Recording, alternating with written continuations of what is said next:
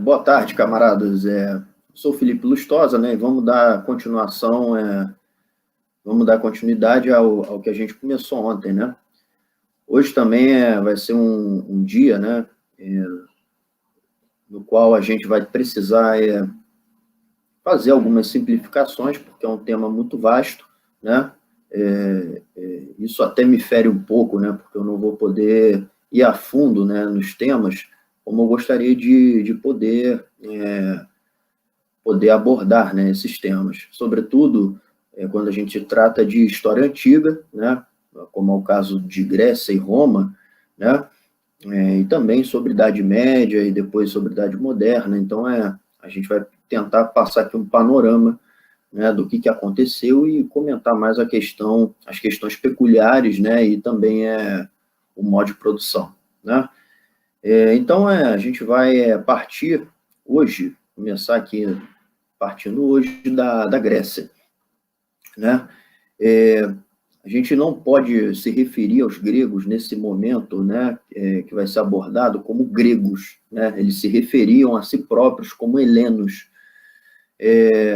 Então, eles se consideravam, né, vivendo em uma Hélade. O que é a Hélade? A Hélade é exatamente um espaço, né, situado na região da Ática, do Peloponeso, né, depois, mais adiante, após as diásporas, eu vou falar sobre isso, em parte da Ásia Menor, né, e também em parte importante também da Península Itálica, né, do norte da África, né. Os gregos eles vão colonizar, né, todas essas áreas, né. Nesse mapa que o Manuel colocou aí, né, a gente pode ter uma pequena ideia, né, do que a gente chama de esporulação helênica, né? Ou seja, por onde os helenos eles vão lançar os seus primeiros esporos de civilização, né? Então, essa região que a gente coloca ali, né, como... Ali está na... Ô, Manuel, dá para ampliar essa imagem aí? Que, pelo que está me parecendo aqui, é o Peloponeso, né?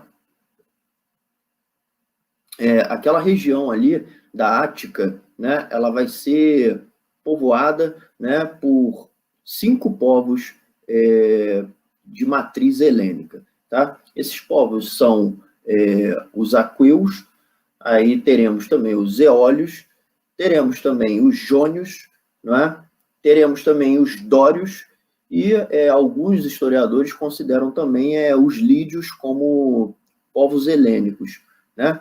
Então, aqui a gente vai ter esse processo de esporulação, né, da civilização helênica, né, que vai se esparramar, né, pela região da Ática, pela região do Peloponeso, pela região da Beócia, né, e mais adiante pela Ásia Menor, né, que aí já é o outro mapa que o Manuel vai mostrar para a gente, tá?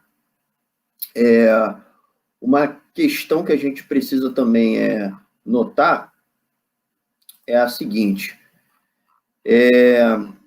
os períodos helênicos, né, eles são subdivididos da seguinte forma: a gente vai ter o período pré-homérico, né, que vai de 28.000 AC a 11.000, de 2.800 AC a 1.100 a.C., né?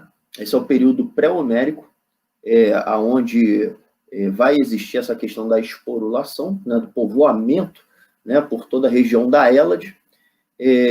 Vai existir o período homérico, né, que vai de 1100 AC até o ano 800 AC, né, que é marcado pelos poemas como a Ilíada, a Odisseia, né, a epopeia que retrata, né, a gênese do pensamento mitopoético grego, não é?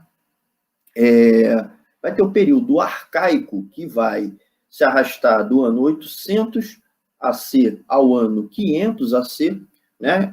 Onde a gente vai notar a conformação das primeiras cidades-estados, aquilo que a gente vai chamar mais adiante de poleis, né? E vai existir também o período clássico, que vai de 500 AC, né, a 336 a.C.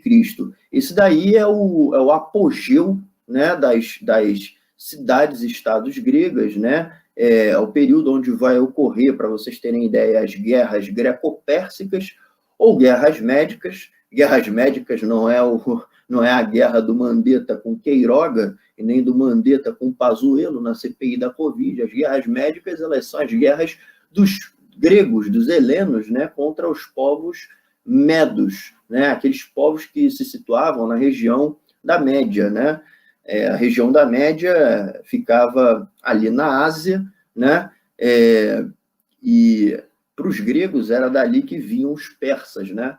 Inclusive, o nome persa tem uma concepção toda pejorativa, né, para os Herálcidas, né, que eram aqueles que se diziam herdeiros de Hércules, como os dórios, né, eles vão colocar que os persas eles eram os herdeiros de Perseu. Então, portanto, eles estavam voltando, né, em hordas invasoras para tentar retomar o que era seu, né? Mas para entender isso, é necessário ler um pouco da mitologia grega, né, para entender essas desavenças, né, entre esses heróis lendários, esses semideuses, né?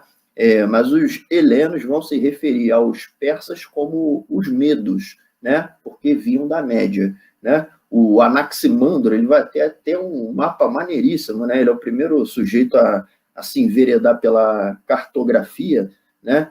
E para o Anaximandro o mundo era cilíndrico, né?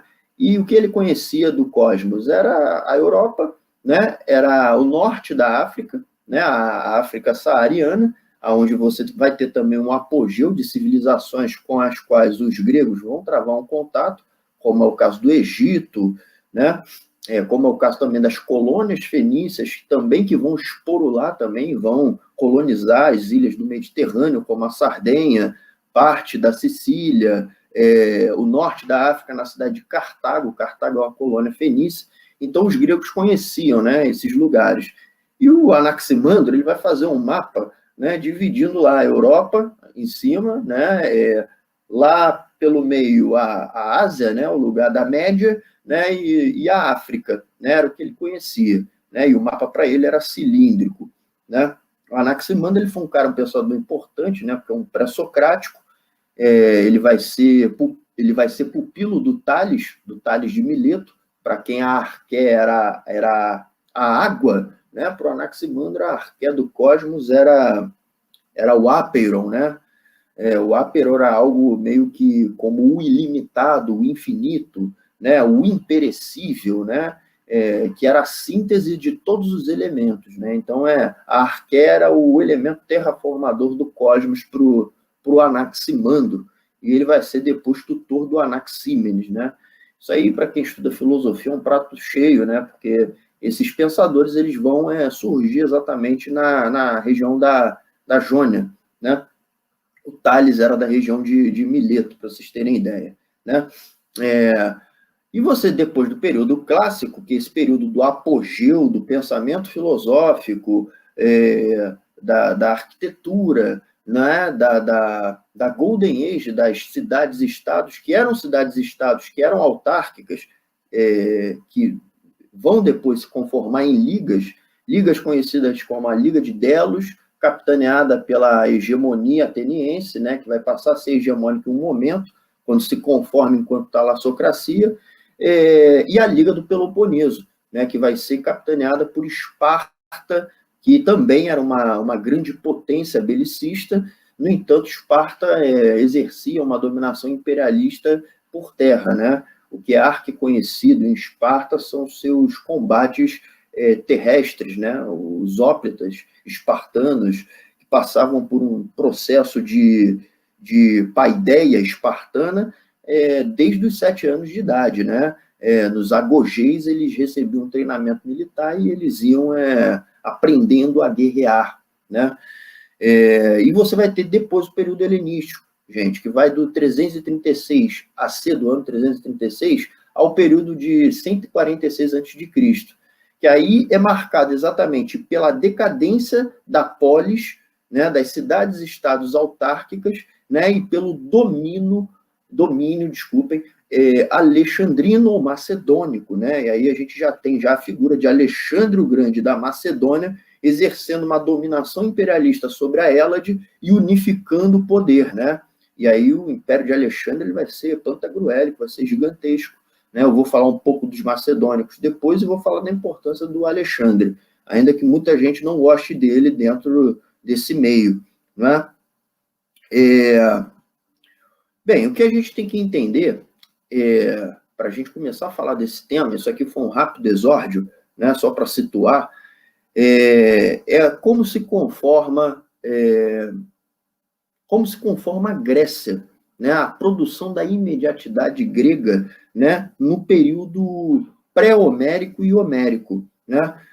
No período pré-homérico e homérico, né, o que vai se conformar é aquilo que a gente vai chamar de oikos, né? O que significa oikos em grego? Oikos em grego significa a casa, né? A sede, né? A sede de poder, a sede de tomada de decisões, né? Então, o oikos, ele é o baluarte da família grega, tá? E a família grega, ela é calcada na tradição, é calcada na disciplina, né? É calcada também no debate, né? No entanto, o tríplice pilar que conforma o oikos grego, né, é o que? É a pátria, não é? É a propriedade da terra, não é? Parece até aquele lema lá dos apoiadores do Bolsonaro, né? A pátria, a propriedade da terra, e você vai ter também a questão da disciplina, a questão de você zelar, né, pela ética, né, e pela pureza gentílica. Então, o que a gente pode dizer é o seguinte, essas primeiras conformações, né, tribais, a gente pode colocar assim, elas são gentílicas. Então, elas vão ganhar expressão naquilo que a gente vai chamar de geno. O geno grego, né, ele é uma conformação gentílica, né, que vai fazer o quê? Vai fazer a subdivisão da terra, tá? E nesse momento você tem a figura do patriarca ou do pater familias, né, surgindo como aquele dirigente, aquele ancião que é mais sábio, né, que detém toda a experiência, detém a sabedoria, né, como o baluarte, né, de todas as experiências pretéritas. Então, quem passa isso adiante é o geronte, né, o patriarca, né, e os filhos do patriarca, né, eles vão ser chamados de eupátridas. Eupátrida em grego significa exatamente isso, o filho da P, filho do pater, né? O pater, ele tem os seus filhos, que são os eupátridas, né? E por muito tempo, essa formação gentílica, né, calcada no oikos e no geno, né, vai se delinear e vai se mostrar dessa forma, né? Nesse primeiro momento, a gente ainda não tem uma divisão social hierarquicamente imposta muito clara do trabalho. Nesse momento, a gente ainda não tem classes sociais, tá? E a gente também ainda não tem aquilo que a gente pode chamar de propriedade privada antiga, né? Por quê? Porque a posse da terra ela é uma posse coletiva. Então, o que a gente vai ter aqui é a propriedade coletiva da terra, né? E, no primeiro momento, obviamente, lá no período pré-homérico, o que a gente vai ter é uma divisão da terra igualitária, né? Então, o Engels, na origem do Estado, da família e da propriedade privada, ele vai até chamar esse tipo de conformação societária, né, de comunismo primitivo, né? Por quê? Porque todos têm acesso à terra, né? O que é produzido na terra é repartido de forma igualitária, né? E a posse dos bens, das ferramentas, né, ela também é uma posse coletiva, né? Então, divide-se o excedente de produção, a terra ela é dividida aí de forma igualitária, né? E você ainda não possui uma estratificação social, tá? E isso vai dar tão certo, no caso helênico, né, que os oikos e os genos, os genos, na verdade, eles vão começar a inchar, né, vão começar a inchar né? E aí a gente vai começar a entrar naquilo que a gente vai chamar de período homérico, né? As forças produtivas, elas começam também a avançar, né? Os homens, eles começam a descobrir coisas importantes, como ferro não, desculpe, como bronze, como cobre, né? O ferro é outra história, eu vou falar do ferro depois, tá? E nesse momento também, os gregos, eles começam a entrar em contato com outras civilizações, né, da Ásia Menor, né? Nesse momento que eles vão entrar em contato, né, com a civilização troiana, né? E os troianos, eles se situam ali próximo ao Bósforo, né? Você vai ter o Estreito de Bósforo, que de um lado, na parte superior, fica a cidade de Bizâncio, vai ser também uma colônia grega, Bizâncio, tá? E embaixo, você vai ter a cidade de Troia. Só que os troianos, nesse momento, eles já eram o quê? Eles já eram uma grande hegemonia, né?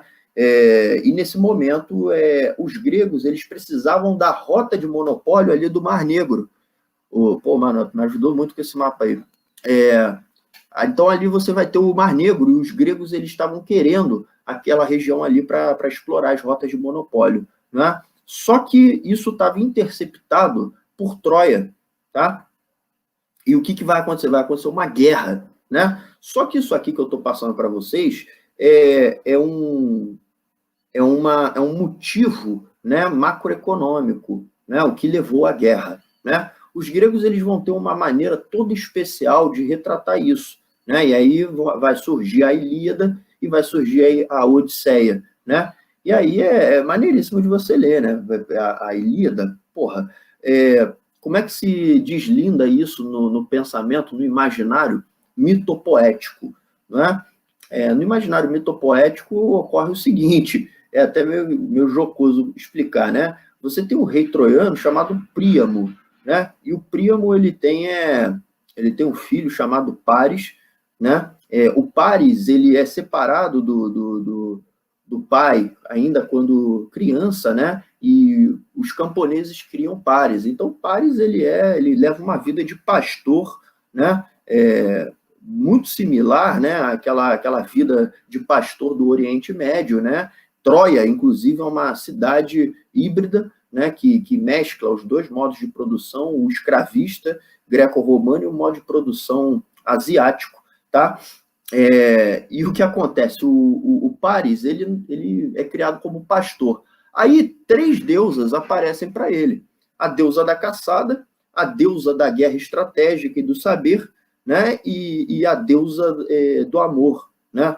E aí, essas deusas estavam competindo entre si, né? E a deusa da caçada fala assim para ele, cara, olha só, se você votar em mim, vota em mim que você vai acertar qualquer caça, maluco. Tu pode nem olhar, tu vai estar lá com o teu arco, o que tu mirar, tu vai acertar. Tu vai ser o maior caçador de Troia. Aí ele vai falar, porra, isso é legal, hein? Isso é maneiro. Aí a Atena, né, que era a deusa do combate, do saber, da filosofia, vai falar assim, olha, cara, se tu votar em mim, tu vai ser o manda-chuva da filosofia, tu vai ser o homem mais sábio, né, dos 4 cantos da Terra. Você vai ser um cara tão versado nas artes marciais que ninguém vai conseguir encostar o dedo em você, né? Porque, pô, você vai ser quase imortal, né? Você vai ser versado na guerra, no combate estratégico, você vai ser sábio, você vai ser filósofo. Aí vai falar, porra, isso é maneiro, isso é melhor ainda. Eu gostei. Aí a deusa do amor, né? A Afrodite, vai chegar e falar assim, olha, meu amigo, se tu votar em mim, você pode escolher a mais gostosa de todas, que vai ser a sua esposa. Aí ele vai lá e vai votar na Afrodite. E aí o Príamo descobre, né, que o seu filho está vivo e o traz, né, para a corte troiana. E um belo dia, o Menelau, né, ele está dando lá uma festa de celebração, né, na Hélade grega, e chama os reis, que eram reis vassalos, né, a corte palacial vassala, né, para presenciar o casamento. O casamento ia se dar com Helena, né, Helena de Esparta, e o Príamo ele vai lá representar a corte troiana, né? E vai todo galanzão, vai com a melhor toga dele, a toga tingida com púrpura tíria, né? E o cara tá lá, mandando brasa no vinho, e ele dá um olhar fulminante para Helena e fala assim, é essa que eu quero, Afrodite. E a Helena se apaixona pelo Paris, né? E aí o que acontece? O Paris vai sequestrar a Helena e vai trazer a Helena para Troia. E aí o Menelau, né, chifrudo, vai declarar guerra a Troia, né? E aí vai decorrer tudo aquilo, né? A guerra, uma guerra que vai se arrastar, se eu não estiver enganado, 12 anos, né? E os helênicos, eles tomam um pau lá, que eles não conseguem transpor, né, a muralha de Troia, e aí eles criam lá aquele cavalo de madeira, né, e deixam lá e falam assim, a gente reconhece a vitória dos troianos, né, aí você vai ter lá a linguaruda lá, a Cassandra, né, a Cassandra vai ficar descabelada, não deixa você entrar aqui dentro, porque aí tem hóplitas aí dentro desse cavalo, e os troianos não escutam a Cassandra, né, vai, cala a boca e tal, vamos comemorar. E aí trazem lá o cavalo, e aí os caras estão comemorando lá, e aí carna Troia, axé Troia, né? Os caras enchendo o pote, bebendo vinho, e tantas horas da madrugada, né? O Odisseu que arma isso, né? O Odisseu e o Aquiles, os caras saem de dentro do cavalo, abrem as portas da cidadela, e os gregos entram dentro da cidadela e reduzem a cidadela a pó, né? E aí depois você vai ter a Odisseia, que é a volta do Odisseu para Ítaca, né? E a volta dele para Ítaca também é marcada por uma série de coisas que ele vai decapitar, né?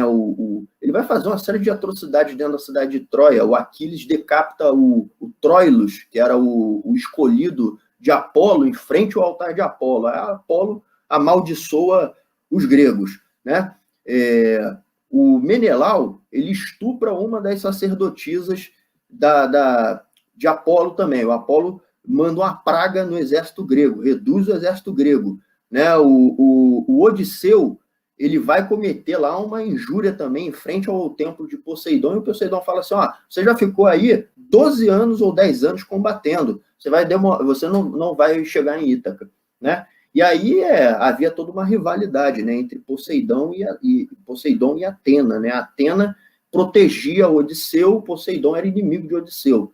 E aí o Odisseu vai comer o pão que o diabo amassou, vai parar nas ilhas, vai encontrar Circe, a Circe vai enfeitiçar ele, vai transformar os marujos em porco, ele vai cegar o Polifemo, o Polifemo era filho do Poseidon, aí, cara, vai ocorrer uma porrada de coisas. E aí ele consegue voltar, né? Mas ele volta bem mais velho, bem mais violento, porque a guerra barbariza o Odisseu, né? E quando ele chega em Ítaca, tá toda a corte de tiranos querendo pegar o lugar dele e desposar a Penélope, né? Que era a sua esposa. E Penélope tecia uma tapeçaria, né? E destecia, né? Para dar tempo do Odisseu chegar. E ele chega lá e ele, arma o arco e flecha, né? Aí Zeus sinaliza que é o Odisseu que chegou, né? Tem o filme antigo, né? A produção italiana, é lindo, é maravilhoso, né? Essas porcarias que o Hollywood faz, eu não aconselho ver, não. Bem, mas por que eu falei isso? Porque era a forma dos gregos contarem o que estava ocorrendo, né? Através da narrativa mitopoética, né? Nesse momento, o período homérico, ele é marcado por uma coisa muito, muito impactante para a história, né? Nesse momento, os gregos eles conseguem suplantar a Troia e conseguem, de fato, ali a região o monopólio da região do Mar Negro. Só que eles se chocam com uma tribo ali altamente aguerrida, chamada Dóricos. E, os Dóricos, eles eram atrasados filosoficamente. Isso é ruim de dizer, né? Mas filosoficamente, culturalmente, os dóricos se encontravam em uma posição de atraso se comparado, né, às cidades-estados que existiam nesse momento, né? Como o caso de Micenas, né? Os dórios eles se apaixonam pela cultura helênica e eles resolvem invadir a Beócia, né? E os dórios eles vão trazer algumas coisas consigo. Eles vão trazer o culto a uma divindade agrária pastoril, que era Ares. Eles vão trazer o ferro nas suas indumentárias, nos seus elmos, na sua lança, né? Inclusive a lança vai ser batizada de Doro, em homenagem ao povo dórico, né? E os dórios, eles vão se situar no Peloponeso, né? E vão passar a se auto-intitular como lacedemônios, né? Eu nem preciso dizer que os dórios eram uma tribo guerreira, né? Vão levar à hecatombe a civilização micênica, né? Essa civilização micênica, ela é uma civilização histórica, né? Que vai dever também parte da sua cultura a Creta. Vocês estão vendo aí a ilha de Creta? Em um primeiro momento, que é o momento pré-homérico, a gente chama também de período cretomicênico. Por quê? Porque havia uma simbiose tão grande entre Micenas e Creta, né, que as duas culturas se confundiam, né? E a partir do período homérico, né, a Ática, ela vai riscar do mapa Creta, né? Creta vai ser subjugada e vai ser destruída, né? Então existia essa simbiose cultural entre Micenas e Creta, mas também os cretenses eram vistos como inimigos, né? Por exemplo, todo mundo conhece a lenda do rei Minos, né? O rei Minos, ele tinha um labirinto lá na cidadela dele, que foi construído pelo Dédalo, né? E a esposa dele, se eu não estiver enganado, a Pacify, ela tem um caso com um touro que o Poseidon mandou de presente para o Minos. Mas o Minos não sacrifica o touro em homenagem ao Poseidon. Então, o Poseidon, ele faz o quê? Ele faz a esposa, a rainha do Minos, se apaixonar pelo touro. E é o que acontece. Da cópula do touro com a rainha, nasce o Minotauro.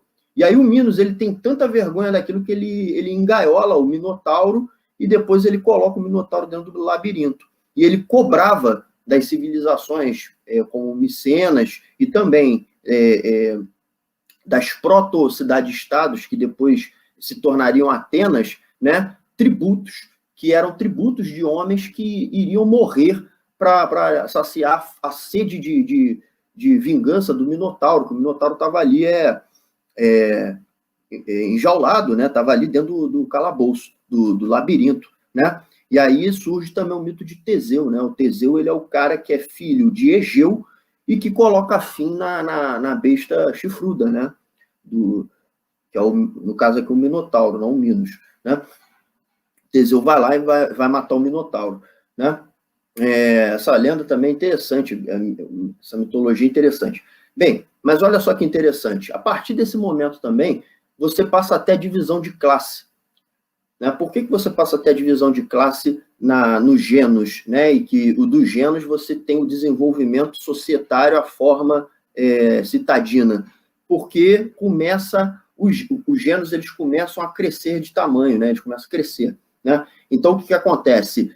Antes tinha terra para todo mundo, agora não tem mais terra para todo mundo. Né? Então, vai surgir, né, uma classe que se desgarra do eupátrida, né, que não tem acesso a boas terras. Né? Então, veja só, você tem uma região com boas terras, você tem o Oicos no centro, né? O Oicos, mais tarde, ele vai se tornar o quê? Ele vai se tornar o Piritaneu, ele vai se tornar as instituições cívicas da polis, né? As terras férteis, elas pertencem ao eupátrida. E as terras ruins, elas começam a pertencer àquilo que a gente vai chamar de gorgoi, ou georgoi, que em grego significa o quê? Fazendeiro. Então, esse fazendeiro, apesar de ele ter terra, ele não é tão poderoso quanto o eupátrida, tá? E abaixo do georgoi, você vai ter aquilo que a gente vai chamar de demiurgo. O demiurgo, ele vai evoluir depois para uma forma de artesão, né? E esses artesãos, eles vão muitas das vezes sair da sua cidade de origem e ir para outras, né? Então a gente vai chamar esses caras às vezes de periecos, tá?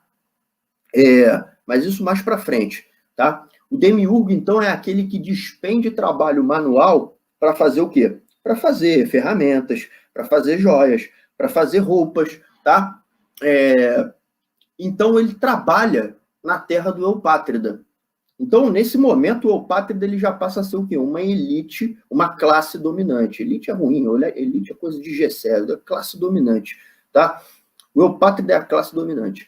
E o georgoi, ele, apesar de ter terra, né, ele não é uma classe dirigente, não é uma classe dominante, não é uma classe que executa a politeia. Por que não é? Porque ele, muitas das vezes, ele está na periferia da cidade. Então, para esse cara ele se mover, né, das periferias até o centro de tomada de decisões, que é o peritaneu, né, leva dias. Então, muitas das vezes, ele não consegue votar como cidadão, né? E essa questão do voto também eu vou falar mais tarde. Então, você tem o demiurgo, que trabalha como artesão, e abaixo do demiurgo você ainda tem um cara que está mais lascado ainda, que é o teta, né? O teta, esse daí, ele não sabe trabalhar como artesão, né? Ele não tem ferramenta sequer, entendeu? Ele só tem o seu corpo, entendeu? E o seu trapo com o qual ele se veste. E muitas das vezes, esse teta, ele precisa fazer o quê? Ele precisa pegar uma parte da produção do Eupátrida emprestada, só que ele não consegue saldar a dívida. Então, o que acontece? Esse cara, com o passar dos tempos, ele se converte naquilo que a gente vai chamar de escravo por dívida. Aí vocês vão falar, porra, mas ele fica como escravo até quando? Para sempre, meu irmão. Ele fica como escravo para sempre. E não só ele, a família dele também volve, né, a escravidão. A família dele também, né? Então, assim tem o quê? Tem a gênese da escravidão, né? O teta começa a ser escravizado, né? Então, note o que está acontecendo, né? Fazendo aqui um resumão. O Dório, o cara saiu lá do Bósforo e desceu, né? Desceu, o cara acabou com Micenas, né? Se estabeleceu no Peloponeso, né? E fundou a Lacedemônia, tá? Essa invasão dos dórios, ela vai causar aquilo que a historiografia chama de primeira diáspora grega.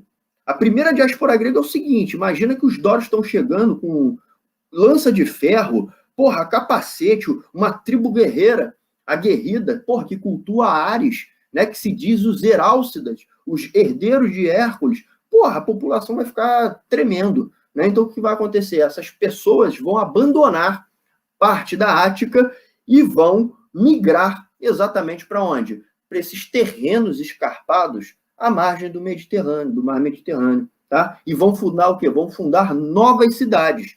Provavelmente, nessa primeira diáspora, eles vão fundar as cidades da Ásia Menor, da Jônia, porque a Ásia Menor ela fica, bem longe do centro, aqui onde fica a Ática, onde fica a Beócia, onde fica a Lacedemônia, onde fica o Peloponeso, né? Onde fica Olímpia. Porra, tá muito longe. Olha aqui onde está a Jônia, né? Tá lá do outro lado. Então os caras estão indo para lá, por quê? Porque eles estão com medo dos dórios. Os dórios estão descendo, porra, estão tocando terror, entendeu? Porra, vão levar Hecatombe e Micenas, então vai haver o quê? Vai haver a primeira esporulação, né? A primeira diáspora. A segunda diáspora, ela ocorre por quê? Por causa da falta de terra, né, e do instituto da escravização dos tetas. Os tetas falam assim, porra, eu vou viver uma vida de desgraçado, entendeu? Pô, tô sendo escravizado, minha família está sendo escravizada. Então, o que os tetas fazem? Eles vão também fugir, né, da região da Ática e da região do Peloponeso. E, provavelmente, nessa segunda diáspora, você vai ter o quê? Você vai ter a colonização das Cíclades e você vai ter... As Cíclades, para quem não sabe, é um conjunto de ilha que fica em formato redondo, tá?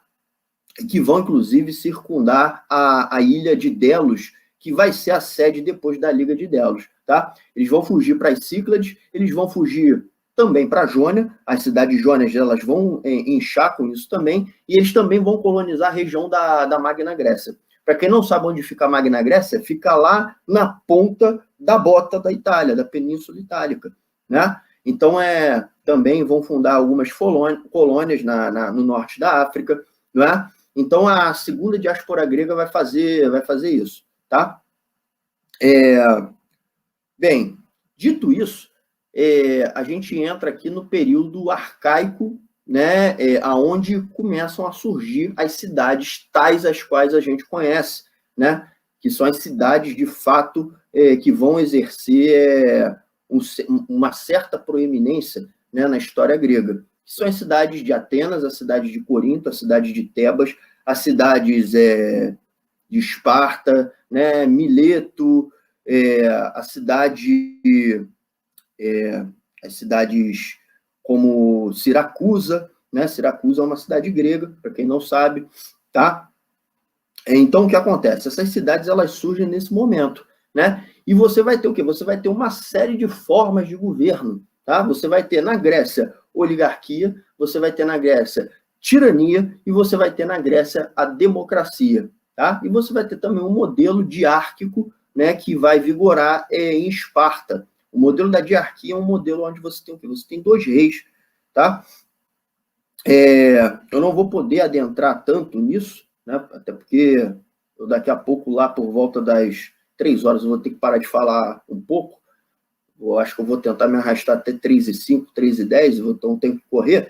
Então, eu vou falar aqui um pouco sobre a questão da consignação do politoizói. Né? O que é o politoizói? O politoizói, ele é a isonomia política. Essa isonomia política, ela é garantida na cidade de Atenas a quem é o quê? A quem é cidadão. Tá? E isso vai ser instituído lá por volta do período arcaico, né, quando Atenas surge, e você vai ter figuras como Clístenes, né, você vai ter figuras como Solon, né, você vai ter figuras como Tirano, Pisistrato, né, ainda que Pisistrato fosse um tirano, né, ele vai ter contribuições, né, sobretudo para garantir que as partes menos abastadas da população pudessem o quê? Pudessem se incorporar, né, às instituições cívicas que estavam sendo urdidas naquele momento. Né? Então, você vai ter o surgimento da eclesia, você vai ter o surgimento da bulé, você vai ter o surgimento da ágora. Né? A ágora era o lugar onde o homem ele ia, o quê? Ele ia debater. Ele ia debater o quê? Ele ia debater política, ele ia debater religião, ele ia debater filosofia, sobretudo. Né? Quando a gente falar aqui das guerras greco-pérsicas, né? O último estratego ateniense vai ser quem? Vai ser Péricles. Né? E o século de Péricles vai ser o século mais pujante para a cultura ateniense, porque o Péricles ele vai ser um grande patrono das artes, um grande patrono das letras, um grande patrono da filosofia. Tá? Essa imagem que o Manuel colocou são os agogês. O que são os agogês? Os agogês eles são as escolas de treinamento militar do homem grego.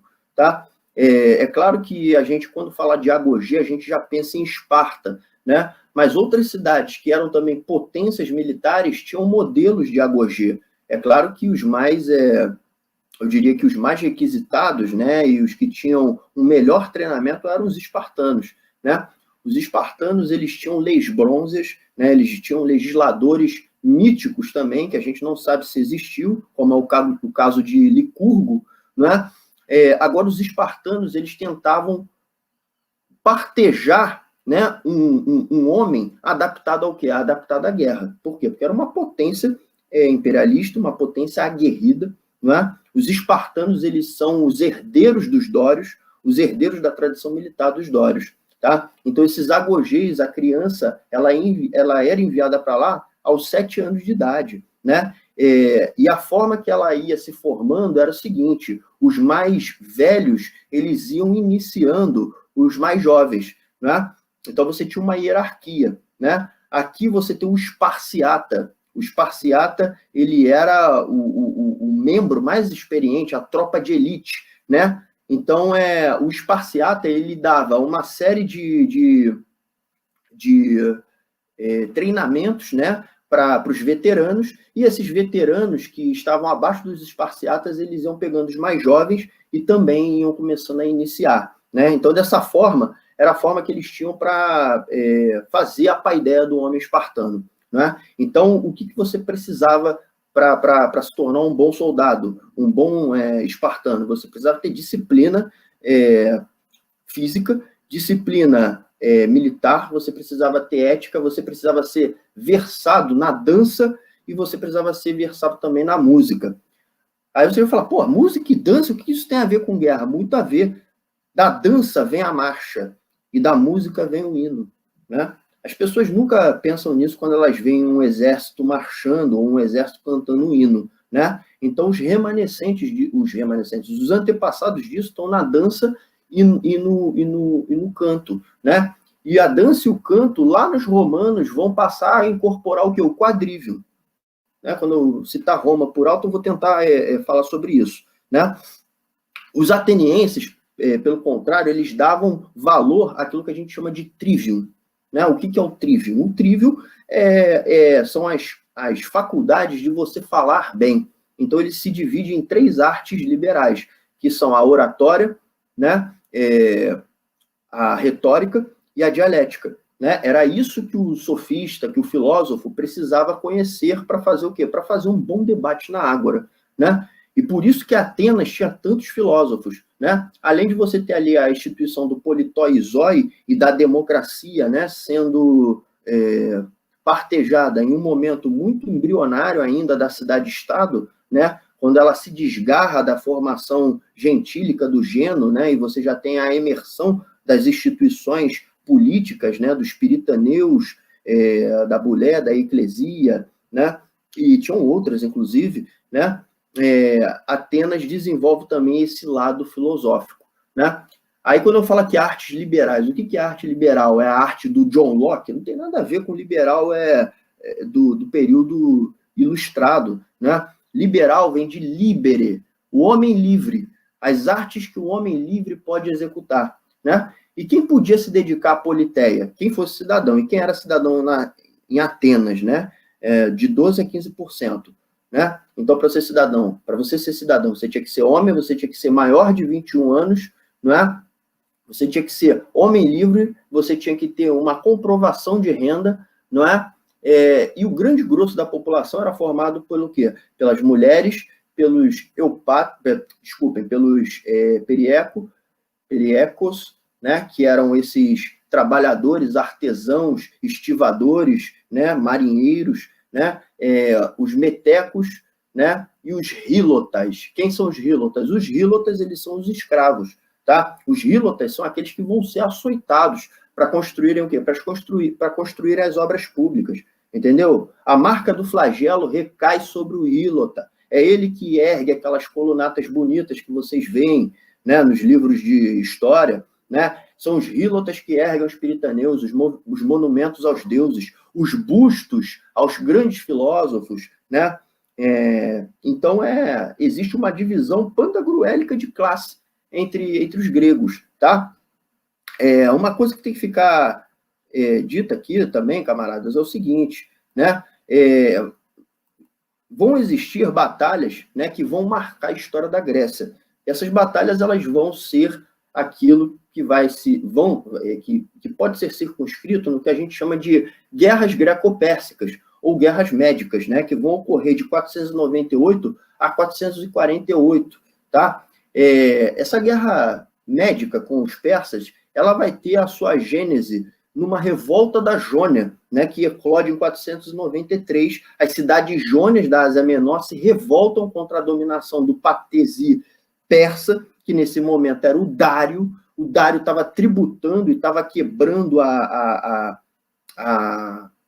autonomia, a autarquia dessas cidades-estados independentes, né? Então, uma série de cidades-estados da Jônia vão se revoltar contra a dominação persa. E eles vão pedir socorro à potência hegemônica nesse momento nos mares, tá? Não estou falando de terra, que era Atenas. E Atenas vai mandar a sua frota, né, para ajudar os milésios, né, os habitantes de Mileto, né, a conseguir se emancipar do jugo persa, né, que estava impondo, inclusive, aos cidadãos de Mileto o Instituto da Servidão Asiática. Tá? Então, vai ser uma batalha travada entre 1.200 galés persas versus 250 navios dessa aliança, né, jônica ateniense. E os atenienses e os jônicos vão ser derrotados nessa batalha. E o Dário, ele promete arrasar Atenas, né? Porque Atenas garantiu o quê? Garantiu apoio às cidades jônias e, inclusive, oferecia perigo, né, ao comércio persa no Mediterrâneo, né, que era operacionalizado pelos fenícios. Né? Então, o que os persas vão fazer? Vão devastar Mileto, cara. Né? Então, nesse momento, você vai ter o Dário, o Artafernes e o Datis, né, arrastando suas correntes de fogo sobre Mileto. Tá? E isso vai levar uma divergência dentro do peritaneu ateniense, né? De um lado você vai ter Milcíades e do outro você vai ter Temístocles. Temístocles ele era membro do Partido Democrático, né? O Milcíades ele era membro do Partido Aristocrático. Então, Milcíades defende o que é a implementação da Dore, ou seja, a implementação dos hóplitas. O Temístocles ele vai defender a fortificação do Porto de Pireu, vai defender, erigir muralhas, né, para cercarem a Acrópole ateniense. E outro, sim, uma esquadra poderosa. Então, o Temístocles ele transforma Atenas em uma talassocracia. O que significa talassocracia? Significa aquela cidade-estado que exerce a sua dominação imperialista, belicista, por intermédio do quê? Por intermédio dos mares, por intermédio de suas naves, de seus triremes, né? E também, muitas das vezes, pela sua coação econômica, né? Porque Atenas era muito forte economicamente também, né? Dominava todas as rotas de monopólio do Mediterrâneo, tá? Então, vai haver em 490 aquilo que vai ficar conhecido, arco-conhecido na história, como a Batalha de Maratona, tá? E essa Batalha de Maratona ela vai ser marcada por uma vitória humilhante, né, dos atenienses sobre os persas, porque os atenienses contavam com 15 mil gregos, os persas tinham 80 mil persas, tá? Só que os atenienses vão ser capitaneados pelo Milcíades e os persas vão fazer a utilização de ex-tiranos atenienses, né, como o Hípias, né, também vai colocar lá o Artafenes, que era um general persa, e o Datis, para comandar as frotas, né? E vão desembarcar 80 mil persas, né? Com arqueiros, com os imortais, a infantaria, né? Eles vão tomar o controle das Cíclades e vão tomar também a Eubeia, tá? Então, o que vai acontecer? Num dos desmandos, né, porque vai haver uma divergência entre Artafanes e Datis, o Datis ele embarca 20 mil persas e manda 20 mil persas para Atenas, né, e deixa o quê? Deixa o exército com 60 mil homens em terra, nas praias de Maratona, né? E aí o que o Milcíades faz? Ele manda uma investida, essa investida com 15 mil gregos, homens livres, portanto, que estavam lutando para manter o Instituto da Democracia, para manter as suas instituições gregas, para manter as suas liberdades próprias enquanto cidadãos gregos, né, contra 60 mil persas que se encontravam em terra, né, e que tinham o grosso do exército formado por servos, por mercenários, né, que o mercenário só tem amor ao ouro, só tem amor à moeda, né, o servo, ele está ali lutando a contragosto. Seria melhor que uma flecha encravasse na cabeça do Dário ou do Xerxes, né? Ele não está ali porque ele está lutando pela liberdade dele.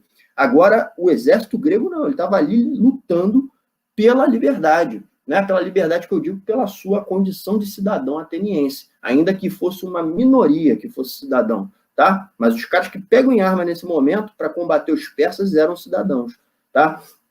E os persas vão ser aniquilados, eles vão quebrar a salva de três, né? Os arqueiros vão começar a atirar e o Milcíades vai ordenar que eles corram os 200 metros, vai estender a falange hóplita e vai colocar os veteranos nos flancos. Então, o Milcíades ele vai fazer um movimento de quê? De pinça. E, porra, vai trucidar os persas, vai ter persa que vai pular na praia, vai se afogar, vai se fuder todo, entendeu? Então, vai ser um massacre. Um massacre, né, de uma minoria contra uma maioria, né? E o que vai acontecer? Antes dos persas desembarcarem em Marathon, o Milcíades ele manda um corredor, um atleta chamado Fedípedes, ir a Esparta pedir ajuda a Esparta. E o Fedípedes, cara, corre 250 quilômetros, porra, chega lá em Esparta e fala, porra, por favor, manda exército que os persas estão chegando. Só que os espartanos estavam passando por um festival religioso que impedia, né, os lacedemônios todos de irem para a guerra nas datas sacras, né? Então, foi à toa aquela corrida do Fedípedes, ele volta, e depois que os gregos ganham dos persas, né, o Milcíades manda ele correr até Atenas para avisar que os gregos tinham ganho a guerra, né? E ele corre e só dá tempo dele chegar lá em Atenas e falar, vencemos. Aí ele cai fulminado, cai morto, né? O Fedípedes cai morto. E, porra, por isso que a maratona ela é marcada, né, pelo triatlo, pela corrida, né? O lugar por onde Fedípedes correu, né, foi a planície de Plateia, né? Então todo mundo via o Fedípedes correndo e ele gritando: ganhamos, ganhamos, ganhamos. Então a plateia assistiu o massacre em maratona, né, dos persas pelos gregos, né? Depois você vai ter a Batalha das Termópilas. Essa batalha vai ser uma vitória persa, né? Mas também vai ser uma puta covardia, porque, porra, o Rodrigo Santoro vai massacrar o Leônidas, né? O Xerxes vai massacrar o Leônidas. Vão ser 1.300 gregos contra 70 mil persas, porra, uma covardia do cacete, né? E quem vai capitanear o exército persa vai ser o Xerxes e o Mardônio, né? Um dos seus generais favoritos. E do lado grego você vai ter o Leônidas e o Demófilo, né? Essa batalha ela vai ser travada, né, no desfiladeiro íngreme das Termópilas. Aquilo ali foi escolhido pelo Leônidas porque ele sabia que não ia ter como os persas enviarem, né, a cavalaria pelo flanco, porque era um desfiladeiro, né? E os espartanos eles vão conseguir muitas baixas, inclusive persas. Vai ter muito persa que vai morrer, né? Porque os espartanos eles recebiam todo um treinamento profissionalizado, eles eram mais profissionalizados do que os atenienses. Eles tinham um uniforme próprio, eles tinham um escudo próprio, era todo mundo vestido igual, todo mundo marchando igual, todo mundo cantando a mesma coisa, né? Um treinamento de guerra que o cara preferia morrer do que voltar para Esparta como covarde, né? Então, você tinha essa questão da disciplina lacedemônica que, porra, era exemplar no caso espartano, né? Mas eles vão perder essa batalha aí. E o Leônidas vai morrer, e o Demófilo idem, tá? E você vai ter depois a Batalha de Salamina. Essa daqui é a mais importante de todas. Também ocorre em 480 a.C., né? Você vai ter 200 triremes gregos contra 900 galés persas, né? E aqui você vai ter o Temístocles contra a Artemísia, o Xerxes e o Datis, né? E, cara, isso aqui vai ser surreal, porque os persas eles estão às portas de Atenas. O Temístocles ele convence a aristocracia ateniense, os eupátridas, a evacuarem a cidade, a ir para as cidades ao redor, as mulheres, os idosos idem. Ele alista todos os homens jovens, fossem eles cidadãos, fossem eles periecos, fossem eles metecos, todo mundo ia lutar por Atenas. Ele consulta a Pitoneira, que era a sacerdotisa. A Pitoneira fala assim: olha, meu irmão, somente a muralha de madeira não vai cair diante de Xerxes. E, porra, os eupátridas diziam que era a muralha de madeira que cercava a Acrópole, e o Temístocles fala assim: não, a muralha de madeira é a muralha marítima que a gente erigiu naquele prédio que eu tive lá com o Milcíades, que vocês não quiseram dar apoio, e eu convenci todo mundo, né, a darem seus talentos de prata para a gente erguer uma frota naval poderosa, os triremes. Vai ser isso que vai salvar a gente. Não deu outra, né? As pessoas se retiram de Atenas, os persas entram em Atenas, arrasam a cidade, queimam a Acrópole, os templos, saqueiam a porra toda, né? E o Temístocles ele faz uma emboscada lá no Estreito de Salamina. E ele manda um criado dele disseminar dentre os exércitos persas o seguinte, que os gregos estavam batendo cabeça, né? E aí o Xerxes engole essa, manda as suas galés, né? Eu tenho que dizer isso também, o trireme grego, ele era muitíssimo superior às galés persas. Ele, inclusive, tinha um batistaca de bronze que, porra, cindia o barco ao meio, entendeu? Quem remava? Quem remava eram os rílotas. Agora, quem partia para dentro na guerra, né, eram os hóplitas, eram os homens livres, né? Então também combatiam pelo quê? Pelo Instituto da Democracia Ateniense, né? Então no Estreito de Salamina, cara, não tinha como você passar e fazer uma formação com as galés, sobretudo contra a corrente, né? Com várias ilhas pequenas no meio também. Então os gregos souberam utilizar o terreno, né? Emboscaram os persas e quebraram a coluna vertebral do Xerxes. O Xerxes, com isso, sem barco, ele não teria como trazer provisões para manter o sítio a Atenas. Então ele vai ter que tirar o exército e ele vai deixar um pequeno regimento, que é o regimento de Mardônio, né?